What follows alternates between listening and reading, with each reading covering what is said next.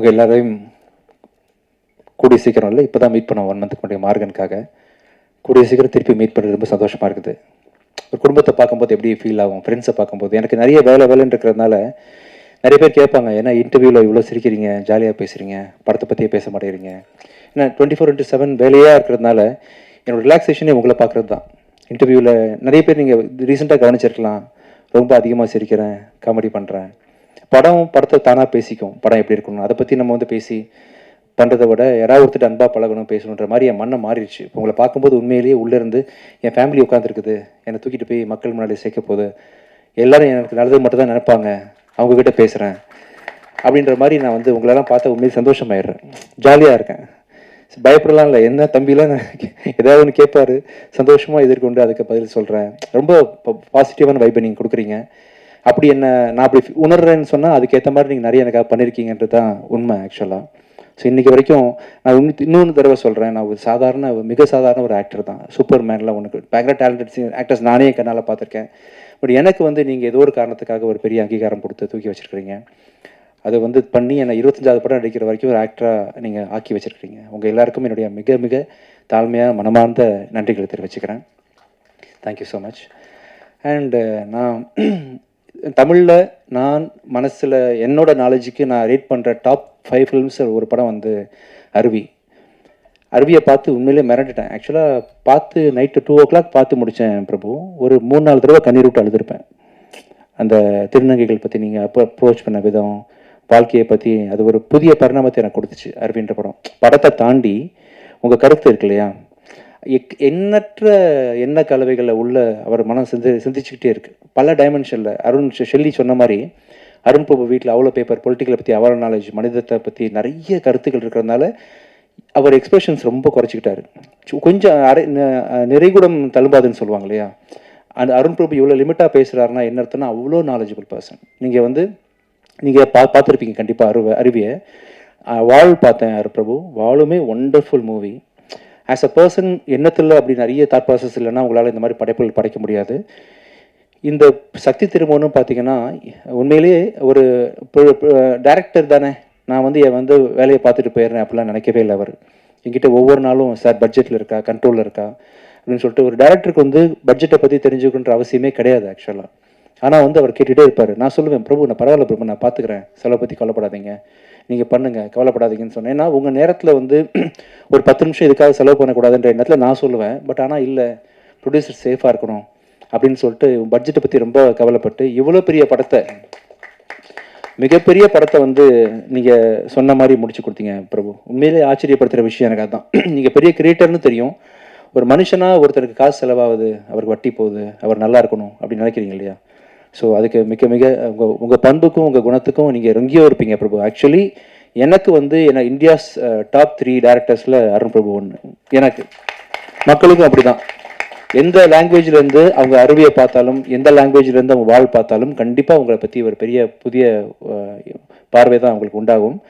So எனக்கு உங்கள் படத்தை தெலுங்குலேயும் ரிலீஸ் பண்ணுறது ரொம்ப சந்தோஷம். அருண் பிரபு உங்களுக்கு என்னைக்கு வந்தாலும் சரி, நம்ம ப்ரொடக்ஷன் கம்பெனியை பொறுத்த வரைக்கும் எனி டே எனி டைம் நீங்கள் ஆல்வேஸ் வெல்கம். ஆனால் நீங்கள் நல்லா இருக்கணும், பெரிய பெரிய ஹிந்தி டேரக்டர் ஆக்டர்ஸு பெரிய ஸ்டார்ஸோட படம் பண்ணணும். பட் எனி டைம் உங்களுக்கு நான் தேவைப்பட்டனாலும் நான் கண்டிப்பாக இருப்பேன் பிரபு. ஸோ ஒரு புருஷனை பற்றி ஒருத்தங்க பெருமையாக பேசுகிறாங்கன்னா கண்டிப்பாக அதுக்கு பின்னாடி மனைவி இருப்பாங்க. அதே மாதிரி மனைவியை பற்றி ஒருத்தங்க பெருமையாக பேசுகிறாங்கன்னா அதுக்கு புருஷன் இருக்கான்ற மாதிரி ஷெல்லி புருஷனா பொண்டாட்டியா என்ன சொல்லலாம், பொண்டாட்டி வச்சுக்கலாமா? ஷெல்லி தான் அருண் பிரபுவோட ஒய்ஃபு. அதனால் இவ்வளோ பெரிய அவுட்புட் நீங்கள் தொடர்ந்து அதாவது இப்போ ஓகே. ஆனால் அருவி படம் போதெல்லாம் உங்களுக்கு எவ்வளோ லிமிடேஷன் இருந்திருக்கு, பட்ஜெட் கன்ஸ்ட்ரெயின்ட் இருக்கும், அப்படிலாம் தெரியவே இல்லை. எவ்வளோ பிரம்மாண்டமான படைப்பு அது.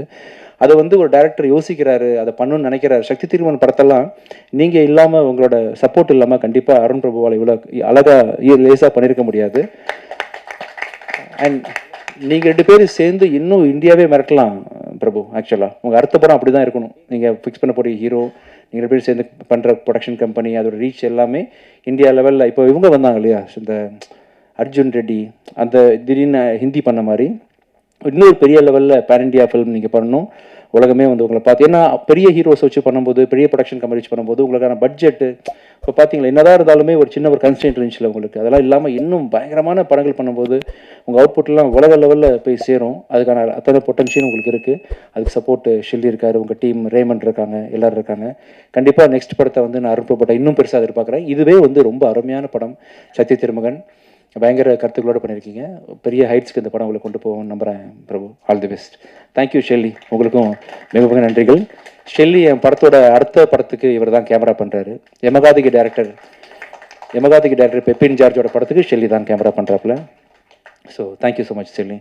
அப்புறம் திருப்தி, ஒண்டர்ஃபுல். ஸோ அவங்கள வந்து ஃபஸ்ட்டு டைம் வந்து பிரபு ஃபோட்டோ காமிக்கும் போது யார் அவர் காமிப்பார். ஏன்னா அவரோட படங்களில் உள்ள ஹீரோயின்லாம் பார்த்தீங்கன்னா அருவி ஹீரோயினாக இருக்கட்டும், வால் ஹீரோயினாக இருக்கட்டும், பெக்யூலியர் ஃபேஸ் இருக்கும் அவங்கக்கிட்ட. பக்கத்து வீட்டு பொண்ணு, யதார்த்தமான பொண்ணு அப்படின்ற மாதிரி ரொம்ப பார்த்து சூஸ் பண்ணியிருப்பார். இந்த படத்தில் நான் வந்து எவ்வளவோ அந்த மாடல் கோஆர்டினேட்டர் வச்சு ஒவ்வொரு ஃபோட்டோவாக காமிச்சிட்ருக்கிறேன். யார் எல்லாத்தையும் வேணான்றாரு. சஸ்பென்ஸாக அவன் பண்ணிகிட்டே இருக்காரு. அந்த முகம் எந்த முகம்னு எனக்கே பயங்கர சஸ்பென்ஸ். கூட்டு வரேன்னு சொல்லிட்டு ஒரு நாளைக்கு வீட்டுக்கு கூப்பிட்டு வந்தார் அந்த பொண்ணை, திருப்தியை. வேறு மாதிரி பர்ஃபார்ம் பண்ணாங்க. இந்த படத்துக்கு இவங்க தான் ஆப்ட் அப்படின்ற மாதிரி ரொம்ப அருமையாக பண்ணியிருந்தீங்க திருப்தி. You will have a strong launch. As actors also பார்த்தீங்கன்னா ரொம்ப சட்டிலாக வந்து ரொம்ப யதார்த்தமாக பண்ணியிருந்தீங்க. ஆல் தி பெஸ்ட் திருப்தி. Karthik, thank you so much. உங்களோட வரிகள் வந்து ஒவ்வொன்றும் இப்போ ரீசெண்டாக நீங்கள் பண்ணுற பாட்டு இருக்குல்ல, நானும் பார்த்தீங்கன்னா 2010க்கு அப்புறமே என்னோட ஃபோக்கஸ் ஃபுல்லாக நடிப்பு அப்படி இப்படின்னு போயிட்டு இருந்தாலும் மியூசிக்கில் ஃபோக்கஸ் பண்ணல. ஆனால் தூரத்துலேருந்து உங்கள் ஒர்க்லாம் கவனிச்சுட்டு தான் இருக்கிறேன். உங்கள் வார்த்தைகள் அப்படி இருக்கும், வேறு லெவலில் பண்ணுறீங்க. எனக்கு ரொம்ப லக்கு இந்த படத்தில் ஒர்க் பண்ணது. இன்ஃபேக்ட் ரோமியோவில் அந்த சாங் பண்ணிங்களா, அதுவுமே லக்கு. ரொம்ப பொய்ட்டிக்காக என்னன்னு சொல்ல முடியாது. உங்கள் வார்த்தைகள் அமைப்புகள்லாம் வேறு லெவலில் இருக்குது. நான் மியூசிக் சீரியஸாக பண்ண ஆரம்பிக்க போகிறேன். இந்த சத்ய திருமகன் படத்தை ரிலீஸ் பண்ணதுக்கப்புறமா கண்டிப்பாக நம்மளும் நிறைய படம் ஒர்க் பண்ண போகிறோம். Thank you so much Karthik. அப்புறம் அனுஷா, தேங்க்யூ ஸோ மச். எல்லா படத்துலையும் நீங்கள் வந்து பேக் டு பேக் என்ன டீசெண்டாக காட்டுறீங்க. Thank you. Thank you so much. And sir ரொம்ப தேங்க்ஸ் சார். ரஹ்மான், இப்போ ரீசெண்டாக நான் வந்து பேக் டு பேக் நிறைய படங்கள் மியூசிக்லாம் கான்சர்ட்லாம் நிம்மதியாக பண்ணுறேன்னா அதுக்கு பக்கபலமாக இருக்கக்கூடிய ரஹ்மான். என்னோடய சவுண்டுனா ரஹ்மான் தான் அப்படின்ற மாதிரி என்னோட ஃபுல் பேக்கிங் பண்ணுறாரு. அப்புறம் என்னோடய டீம், என்னோடய ஆஃபீஸில் என்னோடய சாண்ட்ராஜ், நவீன், ஜனா, சந்துரு, என்னோட மியூசிக் பயங்கரமாக சப்போர்ட் பண்ணுற தினேஷ் சார், இவங்க பெரிய டீமாக இல்லாமல் வந்து என்னால் இவ்வளோ நிறைய படங்கள் தயாரிக்க முடியாது. அவங்க தான் என்னோடய பக்கபலம், தூண்கள் எல்லாமே அவங்க தான்.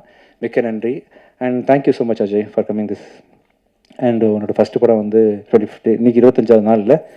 All the best. And Morgan படம் வந்து இன்றைக்கி நைட்டு ஓடிடி அமேசானில் வந்து டெலிகாஸ்ட் ஆக போகுது. பார்க்காதவங்க அவசியம் பாருங்கள். ரொம்ப உங்கள் மதியிலேருந்து பெரிய வரவேற்பு கிடைச்சது. ரொம்ப நன்றி. நான் எதாவது மிஸ் பண்ணியிருக்கேன் நான் இப்போ இது வரைக்கும்? Almost. Thank you Kalyani, thank you Rekha. ஒவ்வொரு ரேகா இங்கே இருக்கீங்க. Okay, thank you Imtiaz, thank you so much. ரொம்ப நன்றி. ரொம்ப